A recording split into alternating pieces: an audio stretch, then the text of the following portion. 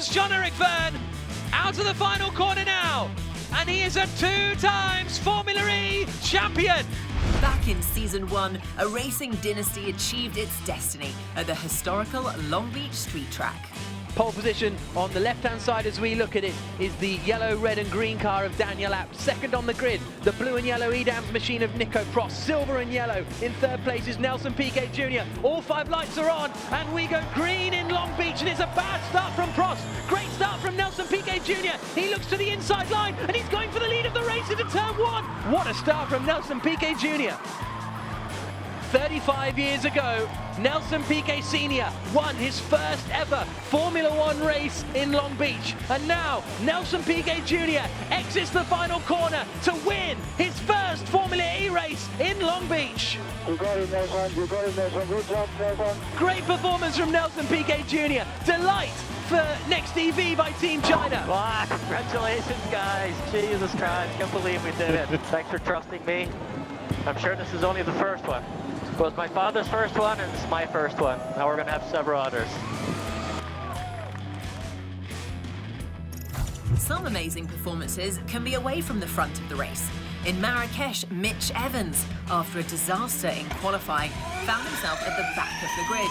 But in a car he almost couldn't believe was so quick. Good job. These guys just keep screwing themselves by looking so late to try and get you behind. He passed car after car after car. I'm so much faster than these guys. And rescued his race, finishing in 6th position. Our efficiency is mega.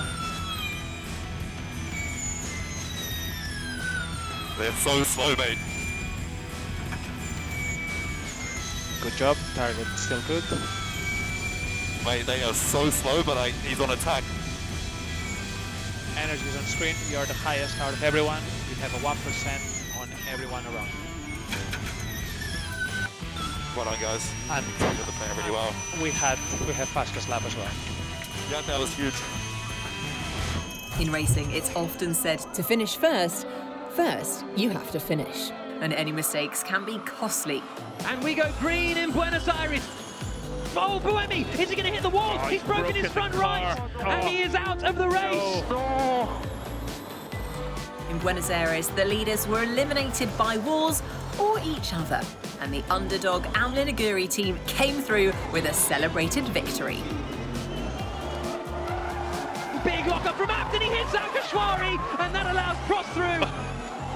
Prost goes through, but Vergne's going to hold it on the inside. No, he's never going to get that stopped, and Prost holds the second place.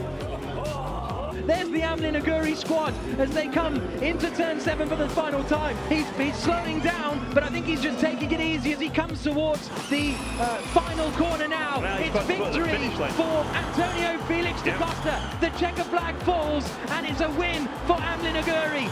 Yeah. Nice one, boy. Yes. History was made in New York when Jean-Eric Vergne did just enough to secure his back-to-back championships for both himself and his team Techeetah. The championship leader, Jean-Eric Vergne, he could wrap up the title today in the 5th season of this all-electric single-seater championship and become the first driver to win 2 Formula E championships. All 5 lights are on, and we go green in New York City. We're on board with the championship leader now. Oh, he gets a little bit of a nudge coming into turn 2. Vergne on Da Costa. Yuka, P9. I think Da Costa's in trouble. That was too easy. Robin Freitz wins, but here comes Jean-Eric Vergne out of the final corner now, and he is a 2-time Formula E champion. We have done it again. We have done it again. Thank you, my friend. Thank you, Jeff. We have done it again. Drivers champions and teams champions, DS Techeetah and Jean-Eric Vergne.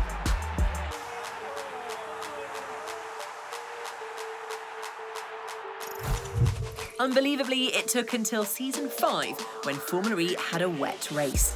When it finally came, things really kicked off in Paris. And off it's Roland. Be Roland's in the wall. I'm so sorry. Here comes Abt. Massa's closing the door. Whoa, Abt just about gets through. Here comes Lotterer to the outside of Felipe Massa. He turns in. Massa holds on. Now Lotterer has the inside for 4 and makes the move up into 3rd place. starting to rain. Cannot see. And off his bird. Roland has mullered into Alexander Sims. Oh, Massa. Oh, in the wall. Back wheels off the ground. Robin Freitz wins in Paris.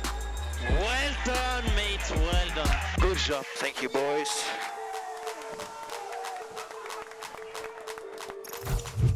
It was again the mark of a champion in Season 3 when Lucas de Grassi rolls the dice in Mexico. And we go green in Mexico City. He'd not qualified well and was in the midfield when he was hit from behind, breaking his rear wing and sending him into the pits to change it. Coming in, coming in, coming in. He emerged dead last, and it all seemed to be over. But a safety car period created an opportunity.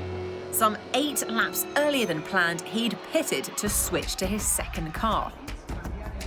When the rest of the cars made their stops, a few laps later, de Grassi, having overtaken D'Ambrosio, was in the lead by 30 seconds, but he had much less energy.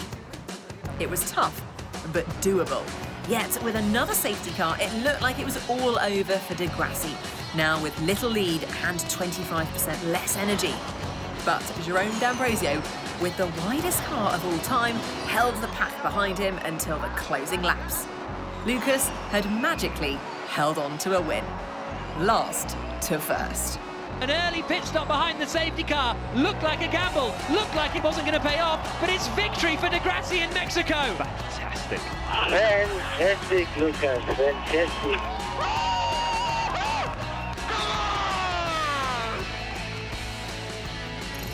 Punta del Este Season 4 was an epic duel between championship contenders Jean-Eric Vergne and Lucas de Grassi going head-to-head and car to car. And we go green in Uruguay. A very quick start from Vergne. Who's going to get to the first corner first? Well, Vergne has really got the jump.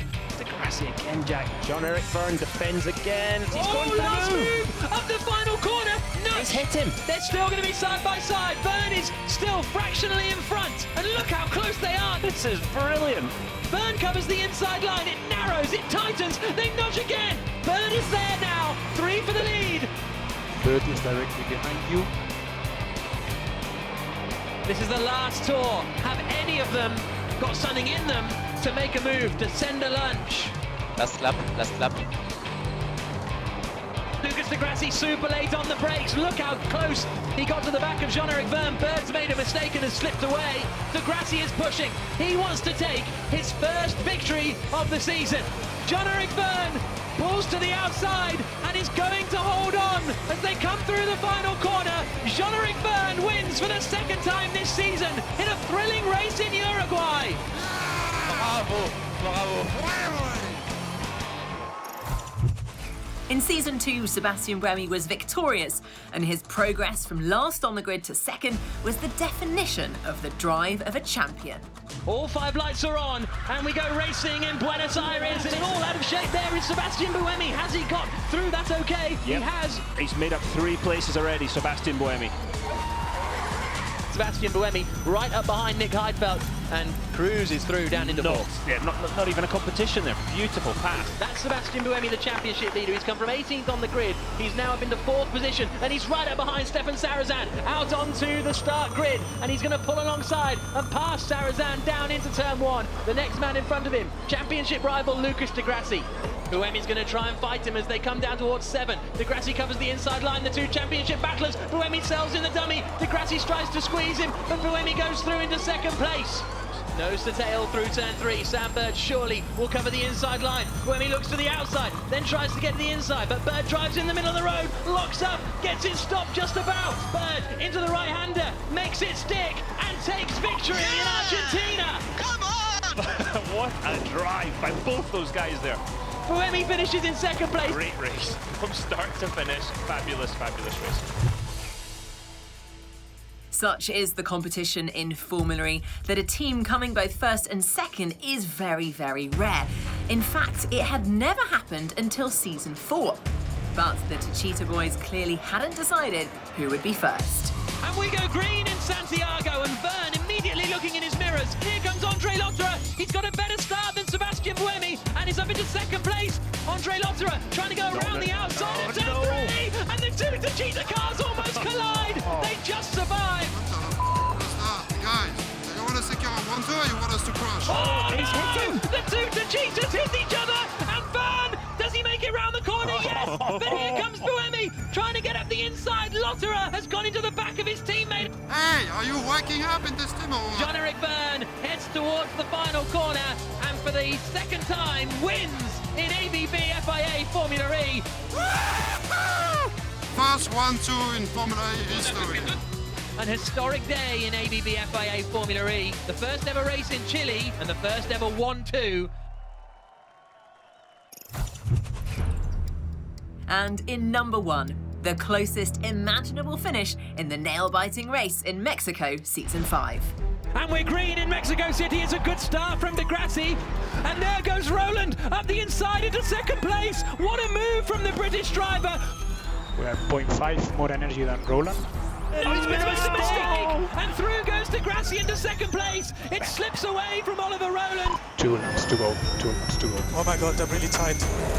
De Grassi is saving, he's got 2% more than us. Make the car wide and save where you can.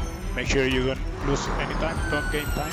Who's going to win the Mexico City E-Prix? De Grassi goes for it. Verline covers. What is that? Verline, can he get to the line before he hits 0%? Verline's got 1%. Push, push, push, push, push.